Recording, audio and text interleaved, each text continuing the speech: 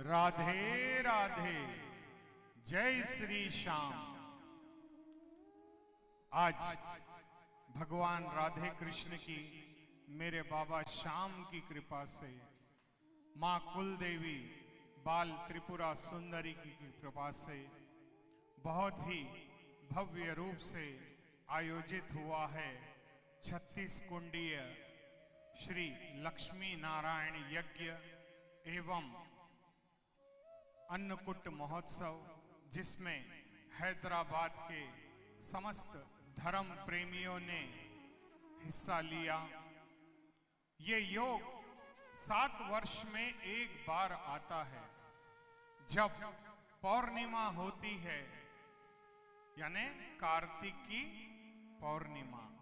तो इस पौर्णिमा के बाद जो पंचमी आती है, यानी आज 9 नवंबर 2025, तो इस स्थिति में यदि हम अभिजीत मुहूर्त में भगवान लक्ष्मी नारायण का यज्ञ करते हैं, तो मनुष्य के करोड़ों जन्मों के पापों का नाश होता है।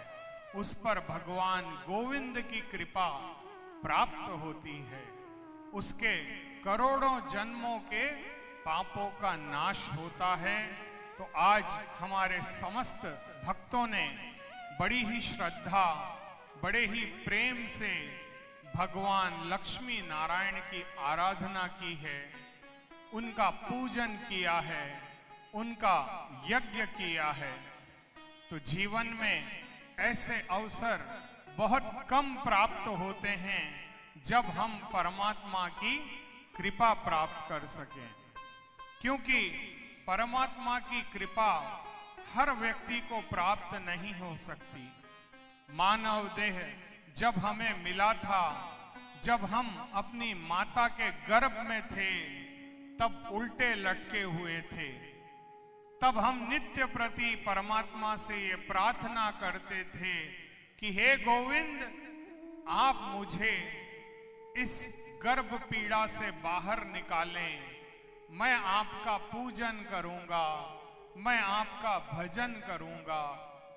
परंतु होता इसका उल्टा है कि हमने न भगवान का भजन किया, न भगवान का पूजन किया, अपितु हम तो अपनी बाधा ही भूल गए कि कैसे 9 महीनों तक हम माता के गर्भ में न हिल सकते थे, न चल सकते थे। उस समय हमने परमात्मा से ये वचन दिया था कि हम आपकी भक्ति करेंगे। परंतु शास्त्र कहते हैं कि भगवान की भक्ति करना सरल भी है और मुश्किल भी है।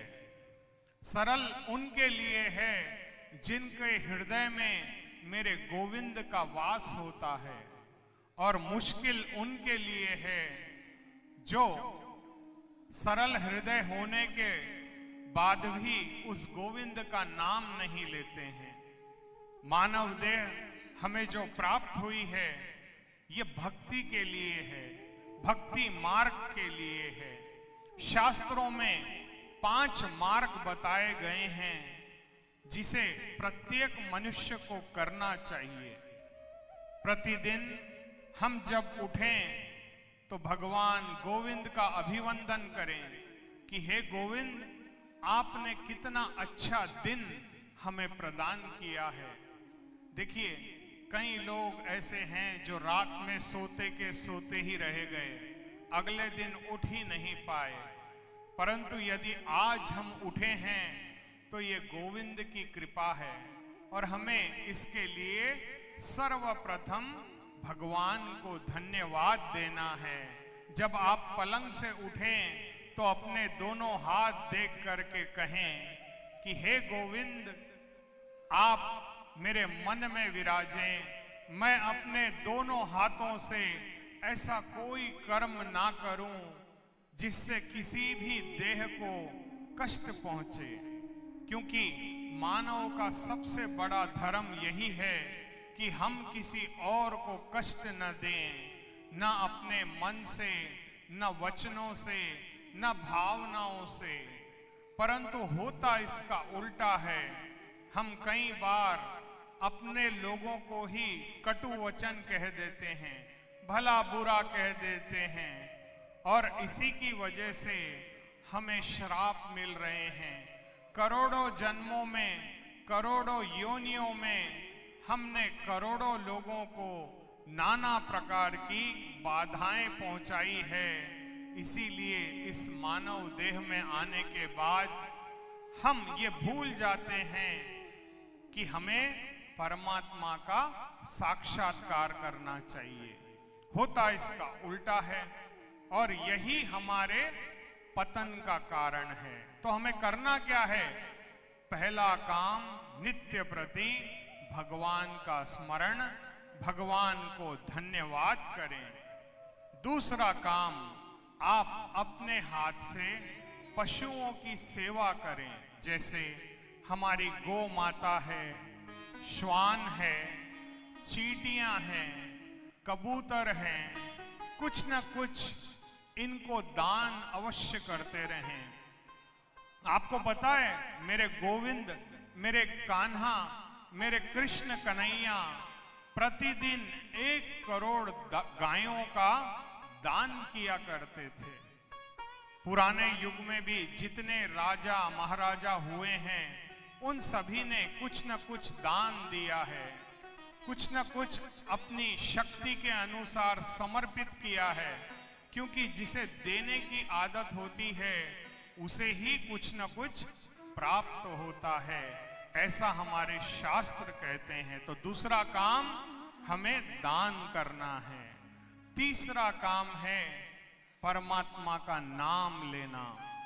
देखिए, मैं ये नहीं कहता कि आप सारे काम काज छोड़ दीजिए, आप काम कीजिए, परंतु काम के साथ साथ आपको करना क्या है कि आपको भगवान का नाम लेना है। क्योंकि जितना आप गोविंद का नाम लोगे, उतना आपके जीवन के मार्ग प्रशस्त होंगे, आपकी उन्नति होगी और आपके जीवन में कभी किसी प्रकार का कोई दुख नहीं आएगा। चौथा काम, आपके घर में आप अपने माता पिता की सेवा कीजिए, आपकी धर्म पत्नी का साथ दीजिए। क्योंकि देखिए, परिवार के बिना तो भगवान भी नहीं रह सकते। कभी देखा है मेरे भोले बाबा को अकेले? नहीं, वो हर पल मां पार्वती के संग रहते हैं, भगवान गणेश के संग रहते हैं, उनकी पुत्री अशोक सुंदरी के संग रहते हैं। तो परिवार भी बहुत आवश्यक है। और इसके साथ साथ चौथा है कि हमें परोपकार करना है। सबसे बड़ा दान है अभय दान। जितना हो सके कभी किसी को भय मत दीजिए, हो सके तो उसे अभय दान दीजिए, क्षमा कीजिए। क्योंकि क्षमा के बराबर कोई यज्ञ नहीं, कोई पूजन नहीं। तो क्षमा सबसे बड़ा दान है, तो हमें क्षमा भी करनी है। और पांचवा और अंतिम लक्ष्य ये है मानव देह का कि आपको जितना हो सके भगवान के नाम का संकीर्तन करना है। क्योंकि जो व्यक्ति भगवान के नाम का संकीर्तन नहीं करता, उसे यह देह प्राप्त होकर भी बेकार है। फिर हमें 84 लाख योनियों में भटकना पड़ेगा, हमें घूमना पड़ेगा, और तब भी हमारा मोक्ष बन पाएगा या नहीं बन पाएगा, कोई नहीं जानता। तो आए, भक्ति के मार्ग का अनुसरण करें और जीवन को कृतार्थ करें। अब मैं श्री विक्रम चंदन जी से अनुरोध करूंगा कि कन्हैया जी से